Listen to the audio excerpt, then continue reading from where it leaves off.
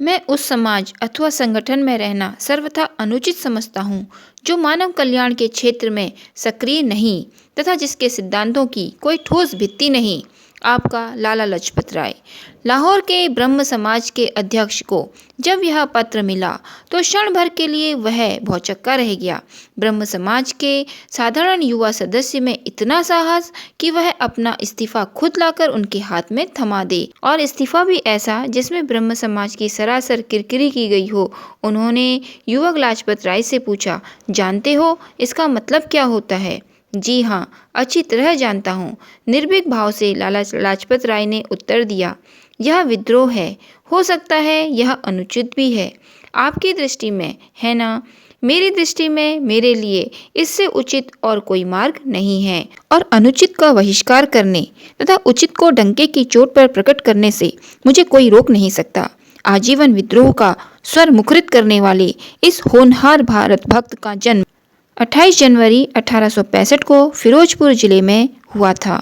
छात्र जीवन से ही समाज सुधार की दिशा में संकल्पकृत लाला लाजपत राय ने सर्वप्रथम ब्रह्म समाज की सदस्यता ग्रहण की, किंतु उनकी अकर्मण्यता देखकर कुछ काल बाद ही उससे इस्तीफा दे दिया।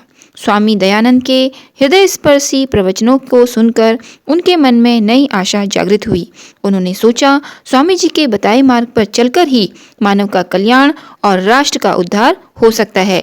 बस उसी दिन उन्होंने स्वामी जी द्वारा स्थापित आर्य समाज की न केवल सदस्यता ग्रहण की, वरन तन मन धन से उसके विचारों तथा सिद्धांतों को जन जन तक पहुंचाने में जुट गए। स्वामी जी, जो स्वयं आजीवन राष्ट्र को सबसे बड़ा धर्म मानते थे, के प्रभाव में आने के बाद भला लाला जी राष्ट्र सेवा से किस तरह विमुख रह जाते। उनकी विद्रोही ओजस्वी वाणी कुछ ही दिनों में देश के कोने कोने में गूंज उठी। सब एक हो जाओ, अपना कर्तव्य जानो, अपने धर्म को पहचानो। तुम्हारा सबसे बड़ा धर्म तुम्हारा राष्ट्र है। राष्ट्र की मुक्ति के लिए, देश के उत्थान के लिए कमर कस लो। इसी में तुम्हारी भलाई है, और इसी से समाज का उपकार हो सकता है। नर केसरी की इस गर्जना से ब्रिटिश सरकार दहल उठी। उनकी वाणी ने राष्ट्र को चेतावनी दी। वे पीड़ितों के सहारे और दलितों के आश्वासन बने। हर मनुष्य के कष्ट को वे अपना कष्ट समझते थे और उसके निवारण के लिए तन मन से जुट जाते थे। लोगों में जागृति पैदा करने के लिए उन्होंने स्थान स्थान पर स्कूल व कॉलेजों की स्थापना के लिए सर्वाधिक योगदान दिया। उनके प्रयत्नों से ही लाहौर में दयानंद एंग्लो वैदिक कॉलेज की स्थापना हुई। हंसराज जी कॉलेज के प्रिंसिपल बने तथा लाला जी संचालक समिति के मंत्री। 25 वर्ष तक लाला जी इस पद पर अवैतनिक रूप से कार्यरत रहे। शिक्षा के क्षेत्र में ऐसा अभूतपूर्व योगदान क्या आज कहीं दिखाई देगा? 1899 ईस्वी में उत्तर भारत में भीषण अकाल पड़ा। बंगाल, राजस्थान और मध्य प्रदेश भी इस अकाल की चपेट में आ गए। इस विकट परिस्थिति से जूझने के लिए लाला जी अपने कुछ सहयोगियों के साथ आगे आए। अंग्रेज सरकार ने दिखावे के लिए थोड़ी बहुत सहायता दी। भूख की धधकती ज्वाला में सब भस्म होने लगा। एक बार कॉलेज की स्थापना के लिए घर घर जाकर लाला जी ने धन संग्रह किया था। इस बार लोगों के जीवन मरण का प्रश्न था। फिर लाला जी ने भिक्षु बनकर धन इकट्ठा किया। किसी तरह यह समस्या निपटी तो एक और समस्या सामने आ गई। इधर ईसाई पादरी लोग अनाथ हिंदू बच्चों को ईसाई बना रहे थे। भारत और भारतीयों के हितों के लिए महान रक्षक लाला जी को भला यह कैसे बर्दाश्त होता।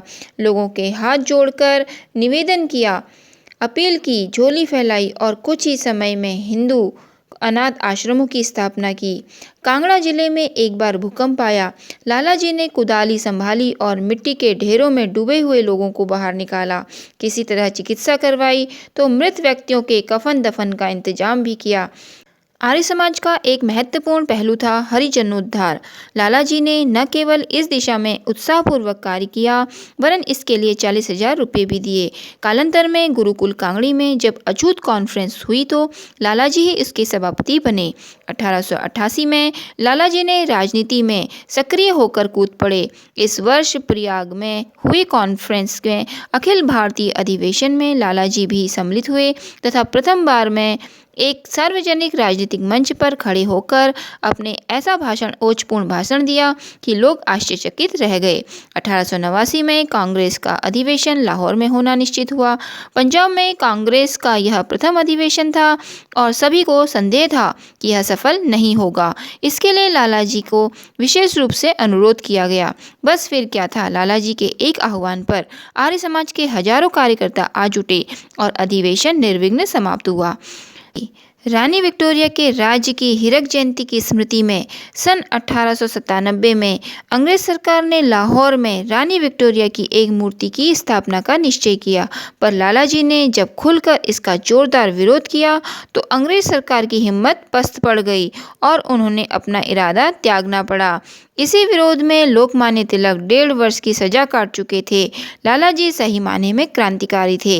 वे क्रांति के द्वारा भारत को स्वतंत्रता चाहते थे, भिक्षु बनकर नहीं। इसलिए उदारवादी कांग्रेसियों से उनकी न पटी। उन्होंने स्पष्ट कहा, जो वस्तु हमारी है उसके लिए हम दूसरों के आगे हाथ क्यों पसारें। 1905 में लॉर्ड कर्जन ने बंगाल के 2 टुकड़े कर दिए। सारे देश में इसके खिलाफ आंदोलन उमड़ पड़ा। पंजाब में इस आंदोलन का नेतृत्व कर रहे थे लालाजी। उन्हें गिरफ्तार कर अंग्रेज सरकार ने भारत से बाहर बर्मा के मांडले जेल भेज दिया। वहां असंख्य यातनाएं दी गई, पर वे अपने कर्तव्य पथ से तनिक भी विचलित नहीं हुए और अंत तक अडिग रहे।